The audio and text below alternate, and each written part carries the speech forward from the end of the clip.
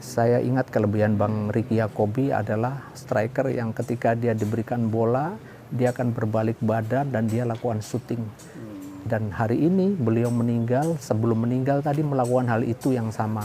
Dan semuanya teman-teman tadi yang ikut bermain menceritakan hal itu, mereka ingat inilah kejayaan Bang Ricky ketika masih sebagai pemain nasional. Hari ini diperlihatkan kembali. Mumpung kebetulan gubernurnya Edi Rahmayadi itu teman mainnya Ricky Yakobi, itu nggak salah lah kalau Ricky Yakobi dibikin patung di Kota Medan.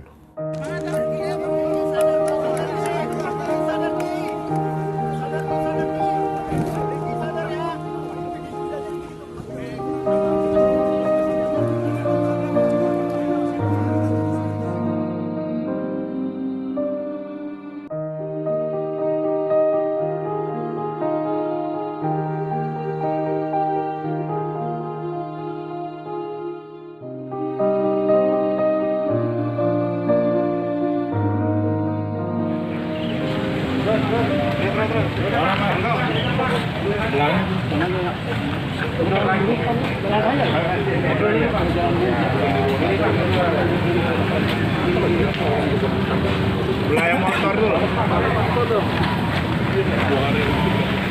Up.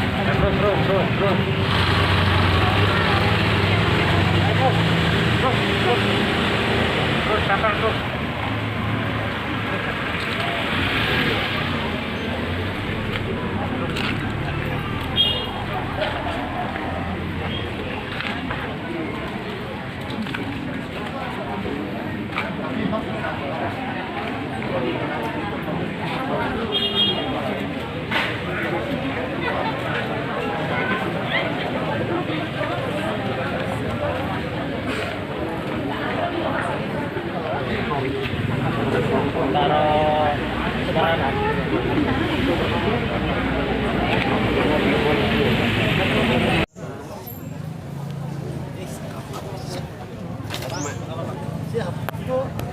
Tadi main juga?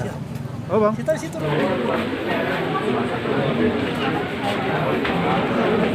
Mau dibawa ya?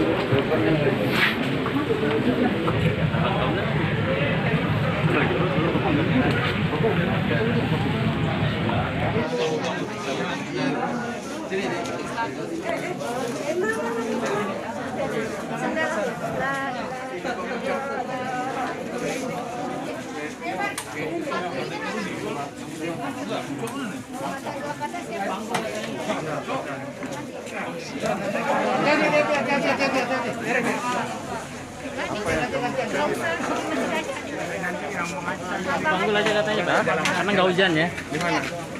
Masjid aja ya? Di masjid ini Bang nanti. Pas habis ini, abang nanti omong. Terima kasih. Maaf kalau ada almarhum ada ini.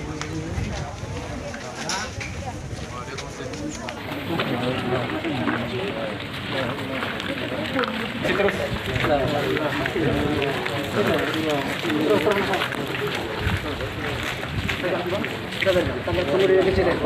Itu gerbang aja. Iya. La ilaha illallah, la ilaha illallah, la ilaha illallah, la ilaha illallah, la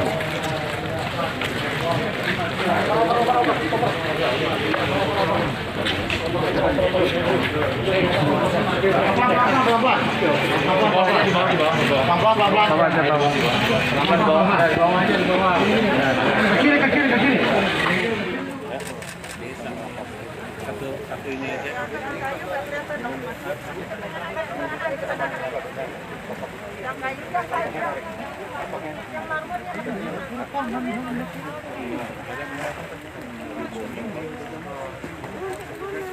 Alhamdulillahirabbil alamin. Amin. Ampuni semua dosa dan kehilafannya. Allah terima segala amal baiknya. Dan Allah jadikan kuburnya raudhah min riyadil jannah, taman dari taman surganya Allah Subhanahu wa taala. Amin. Dan kelak Allah kumpulkan bersama orang-orang yang dicintainya di surganya Allah Jannatul Naim. Sebagaimana sabda Nabi, kata Rasulullah, al-mar'u ma'aman ahabba yaumal qiyamah. Seseorang itu kelak akan dikumpulkan bersama orang-orang yang dicintainya di hari kiamat. Saat ini almarhum berpisah dengan keluarga untuk sementara, tapi kelak Allah kumpulkan abadi selama-lamanya di akhirat nanti. Almarhum sudah berada di alam barzah. Yang diharapkan almarhum bukan ratapan, bukan tangisan, tetapi yang diharapkan almarhum adalah kiriman doa-doa, terutama dari putra-putri dan keluarga yang ditinggalkan. Untuk bersingkat waktu, marilah kita dengarkan sambutan yang akan diwakili salah satu perwakilan keluarga. Padanya dipersilakan. Assalamualaikum warahmatullahi wabarakatuh. Waalaikumsalam. Innalillahi wa inna ilaihi rajiun. Yang kami hormati orang tua kami, saudara-saudara kami, kemanaan kami, dan seluruh rekan-rekan almarhum, baik dari Persatuan Olahraga Persepak Bolaan Republik Indonesia. Kami atas nama keluarga mengucapkan ribuan terima kasih karena atas perhatian dan doanya mengantarkan saudara kami, ayah kami, abang kami, dan juga kemanakan kami yang hari ini telah dipanggil oleh Allah SWT. Semoga doa yang telah disampaikan oleh Al-Ustadz diterima dan dikabulkan oleh Allah SWT. Amin. Sekali lagi kami merasa banyak berterima kasih dan tidak lupa apabila ada kekurangan maupun kesalahan maupun kesilapan baik dalam perkataan maupun perbuatan, dalam pergaulan maupun sehari-harinya bersama dengan bapak-bapak dan ibu-ibu sekalian, mohon dimaafkan atas kesalahan oleh saudara kami almarhum Ricky Yaakob. Dan apabila ada sangkut paut masalah-masalah pribadi ataupun utang-piutang, tolong disampaikan kepada kami dan kami akan menyiapkan hubungan almarhum agar lapang di akhirat, dan kita doakan almarhum diampuni segala dosa dan diterima segala pahalanya. Dan juga pada hari ini kami dipesankan turut berduka cita oleh Ketua Umum PSSI Bapak Komjen Pol Dr. Andes Muhammad Irawan. Beliau tidak sempat hadir dan menitipkan salam pada keluarga, dan kami menyampaikan hari ini dan terima kasih. Sekali lagi kami terima kasih atas perhatian dan doa-doa bapak-bapak sekalian, semoga dibalas oleh Allah SWT.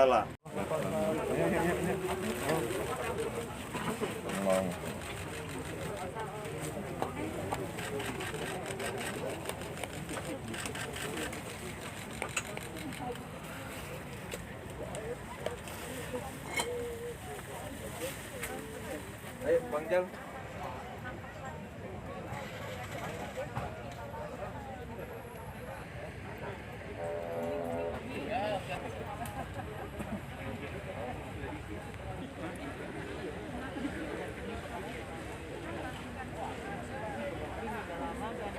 Dia belakangan ini sehat dan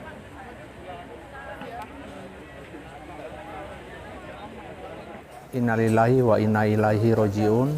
Saya Rahmat Darmawan dan keluarga serta teman-teman komunitas mantan pemain sepak bola turut berduka cita yang sedalam-dalamnya atas kepergian abang kami yang tercinta, Bang Ricky Yaakob. Semoga beliau mendapatkan tempat terbaik di sisi Allah Subhanahu wa Ta'ala. Dan kalau kita mengingat apa yang telah beliau lakukan untuk sepak bola Indonesia, menurut saya salah satu hal yang luar biasa yang pernah dilakukan oleh seorang pesepak bola Indonesia. Yang pertama, beliau adalah pemain yang mengantarkan Indonesia mendapatkan medali emas pada SEA Games 1987. Dan yang kedua adalah prestasi beliau sebagai satu-satunya pesepak bola Indonesia yang mendapatkan kontrak profesional dengan salah satu klub hebat, yaitu di Jepang. Saya bersama Bang Ricky Yaakob cukup lama bersama, dan tepatnya saya pertama kali mengenal beliau sangat dekat ketika kami ditempatkan di satu kamar pada saat event Merdeka Games Kuala Lumpur tahun 1989. Saya pemain dari junior usia 23 yang dipromosikan naik ketika itu, harus satu kamar dengan Kapten Kesebelasan Nasional Bang Ricky Yaakob. Sebuah kebanggaan, dan yang saya rasakan adalah bagaimana beliau selalu mengingatkan saya apa yang harus saya lakukan untuk bisa paling tidak menyamai atau mungkin mendekati prestasi beliau, untuk terus berlatih keras, menjaga motivasi. Dan saya sangat mencontoh sekali beberapa attitude beliau yang memang sangat terlihat. Beliau orang yang sangat disiplin di dalam menjaga kebugaran tubuhnya, kesehatannya, untuk performa beliau tetap bisa sangat baik. Dan masih berlanjut pada SEA Games 93 ketika kami juga sama-sama disatukan dalam satu tim nasional di SEA Games Singapura. Itulah tim nasional terakhir untuk Bang Ricky Yaakob seingat saya. Karena setelah itu Bang Ricky Yaakob pensiun dan saya masih bermain sampai 95. Dan kami kemudian bersama lagi karena kebetulan kami sama-sama dituju sebagai ambasador salah satu produk aparel lokal, Specs, dan kami bekerja bersama cukup lama di sana. Sampai dengan tahun lalu kami masih berdiskusi di kantor kami, dan beliau orang yang juga di saat pensiun beliau, walaupun sudah bekerja di satu perusahaan, tetap fokus untuk membina usia muda, dan itu beliau wujudkan dengan membuat atau mendirikan sekolah sepak bola Ricky Yaakobi. Artinya fokus Bang Ricky tetap pada membangun sepak bola Indonesia. Oke, Bang Rahmat terakhir bertemu dengan Bang Ricky? Cukup lama, tepatnya tahun lalu ketika sebelum COVID, kami sama-sama berjumpa dalam satu kesempatan di kantor ya. Karena kita sekali lagi menjadi ambasador satu produk yang tadi saya sampaikan, Spek. Nah, sehingga saya sudah cukup lama nggak ketemu, tapi terakhir main bola bareng itu di lapangan Rawamangun Bea Cukai bersama Indonesia Legend ketika itu. Bang, ada harapan dari Bang Ricky Yaakob yang belum tersampaikan? Bang Ricky selalu, setiap pembicaraan dengan saya dua hal, Bang Ricky. Coach, saya kepingin kita membangun usia muda, sama kepingin Indonesia punya infrastruktur yang seperti klub-klub lain lakukan. Dia selalu mencontohkan juga Jepang karena beliau kan pernah main di sana. Itu yang selalu disampaikan ke saya dalam setiap pertemuan. Oke, Bang, ini mungkin terakhir kaitannya dengan kesehatan beliau ketika berlatih hari ini. Untuk usia seperti ini masih dianggap wajar, Bang? Yang pertama, Bang Ricky ketika ketemu terakhir memang itu beliau habis sakit waktu itu. Pernah sedikit jatuh, kemudian kita bawa ke rumah sakit. Nah, tapi kemudian saya lama nggak ketemu, dan untuk seusia kita memang menjaga kesehatan sangat dibutuhkan. Tapi tentu kita juga harus melihat kondisi kita. Selama ini yang paling penting adalah bagaimana kita tahu kemampuan kita, bisa menjaga intensitas kerja kita untuk tidak berlebihan.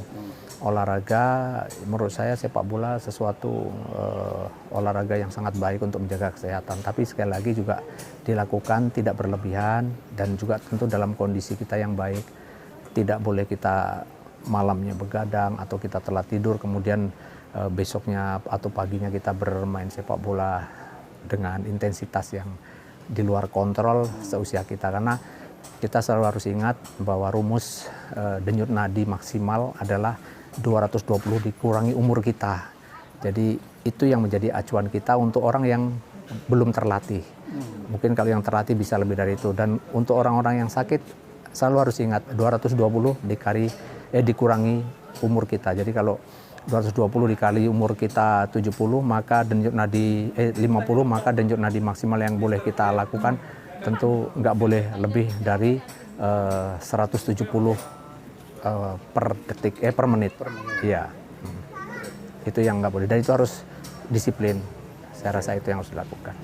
Bang Rahmat, terakhir harapan dari Abang untuk sekolah sepak bola Bang Ricky ini harus dikelola siapa lagi? Iya, saya rasa beliau sudah mewariskan sekolah sepak bola, dan saya berharap penerusnya terus bisa meneruskan itu. Dan tugas kita adalah sekarang mencari siapa pengganti sosok striker seperti Bang Ricky Yaakobi.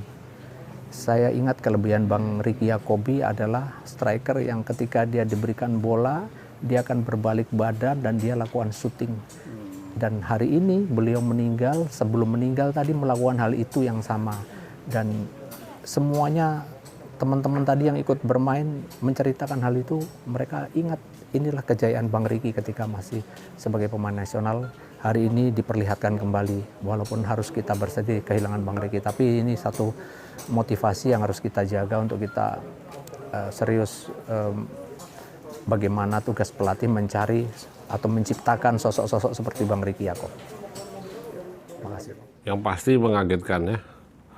Dalam usia 57 tahun, Ricky Yakobi adalah sosok pemain legendaris dan kapten pertama di Indonesia, kapten tim nasional pertama di Indonesia yang meraih medali emas di dalam event internasional resmi. Itu di SEA Games tahun 87. Mungkin di Indonesia juga baru pertama kali ini seorang Ricky Yakob itu yang pernah menikmatin 2 gelar, beda-beda tipis lah sebenarnya sama Maradona. Maradona juara dunia junior tahun 79, habis itu tahun 86 dia juara juga membawa tim Argentina. Nah, dalam format yang berbeda, Ricky Yakobi itu pemain PSMS Medan yang meraih gelar juara Suratin Cup tahun 80. Jadi dia ada 2 gelar yang menurut gue itu jarang dilakukan oleh sebanyak mungkin pemain nasional di Indonesia. Itu yang menurut gue sangat luar biasa. Pak, ada yang nyebut namanya Ricky Yakobi, ada Ricky Yakob itu yang betul yang mana sebetulnya? Yang benar awalnya Ricky Yakob. Terus dia setelah pulang dari Jepang, dia cuma dikontrak sama Matsushita FC ya, zaman itu masih Matsushita FC, klub semi profesional Jepang, nilainya 150 juta. Itu pulang dari Jepang, kalau nggak salah dia belajar tentang supranatural, hal yang seperti itulah. Nah, dari gurunya dikasih saran oleh gurunya kalau bisa diganti nama gitu, dari Ricky Yakob jadi Ricky Yakobi. Itu kalau nggak salah 87-88 lah, atau setelah juara, aku lupa, setelah juara tahun 87 dia sebagai kapten, itu namanya berganti. Oke, dari pengamatan Pak Coco, dengan pergantian nama itu ada signifikan nggak dengan prestasinya? Ketika di usia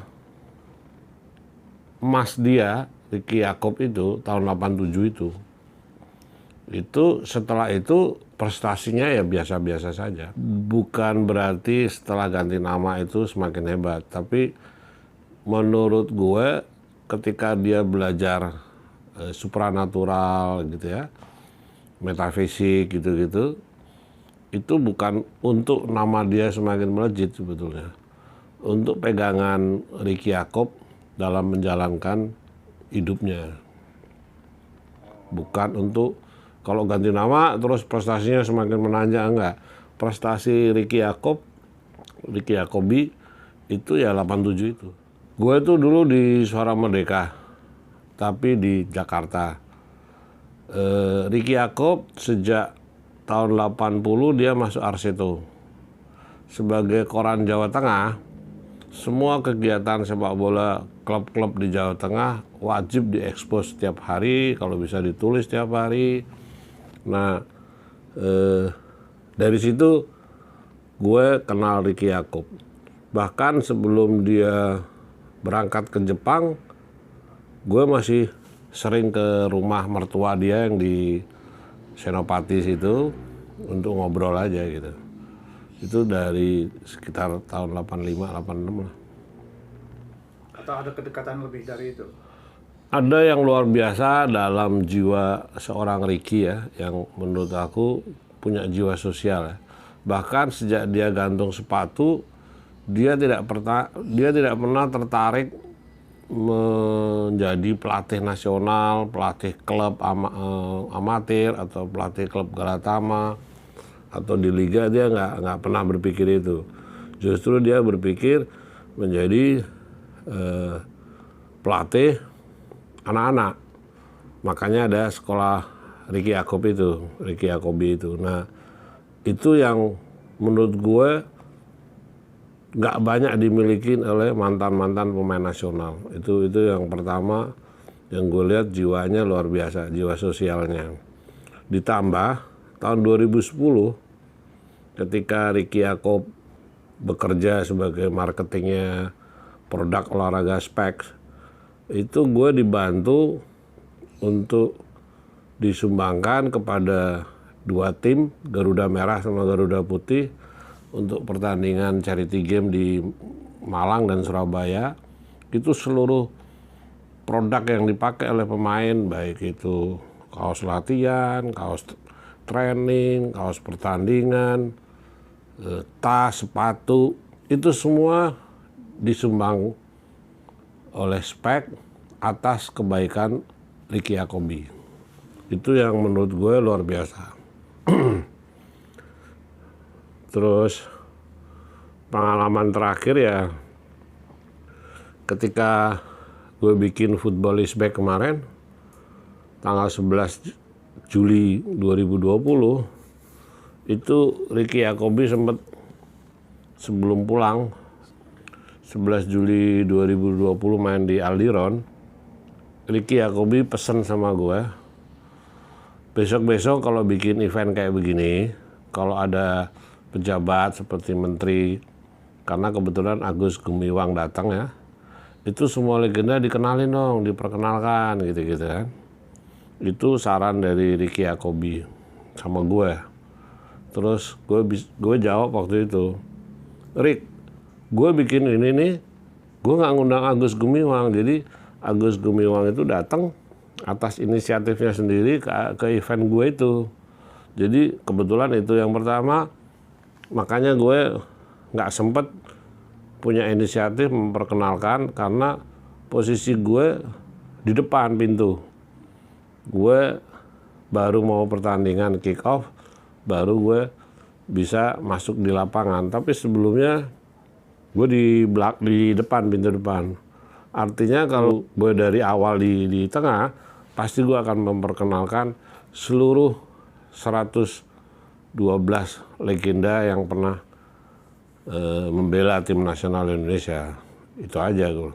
Yaudah bilang aja lain kali kalau lu bikin, tolong deh semua dikenalin gitu. Kira-kira gitu. Itu pesan Ricky Yacob sama gue. Ricky itu selama ini dihargai oleh negara atau oleh lembaga nggak? Untuk pertama kalinya Yayasan Sepak Bola Indonesia di zaman Cardono, di saat Ricky Yacob menjadi kapten tim nasional yang mempersembahkan medali emas, sampai kemarin-kemarin ini 18